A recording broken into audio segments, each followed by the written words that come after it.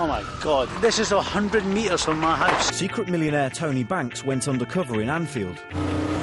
It's a shithole and they're making it worse by setting it on fire. At the end of his stay, he'll give away over £100,000 of his own money.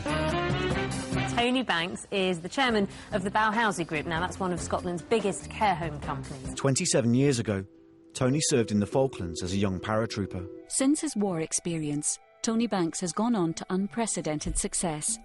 An outstanding businessman, he sits at the helm of a multi-million-pound empire. I got this phone call about 2 years ago for a secret millionaire. I think the happiest moment to me was definitely revealing that you're a secret millionaire. What were you doing before you were volunteer?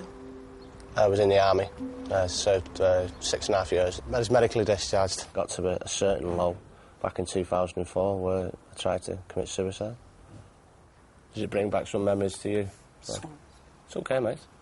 I broke down crying in it, and it was because this young lad was sitting in front of me, 28 years of age, and had attempted to commit suicide. He hadn't even lived. He's 28 years of age. And I'd like to give you a cheque for Daisy UK for £20,000. Thank you very, very, very much. That was just... was it?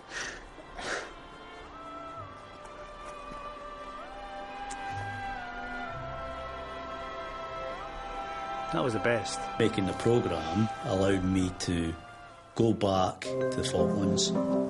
Part of me is frightened, scared, apprehensive about going back to the Falklands, because I know it's going to bring out emotions in us that I've tried to hide away. I didn't pay it enough respect in my life. I shelved it to the side, and I really should have maybe paid it a bit more respect or give it a bit more prominence in my life than I did.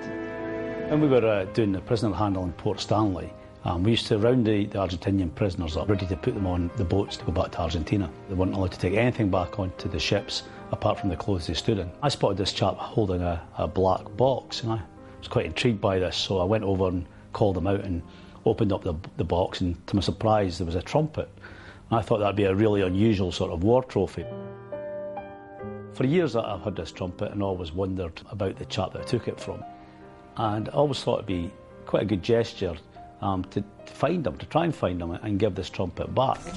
I'm so glad that I'm here in Argentina, meeting you 28 years after taking this trumpet from you in Port Stanley. As a consequence of doing that telly programme, it made me realise that there was more to life than just going to work. Charities that I'm doing a lot with are Combat Stress, which is a charity that helps ex-veterans with mental health problems. There's guys here from the Second World War.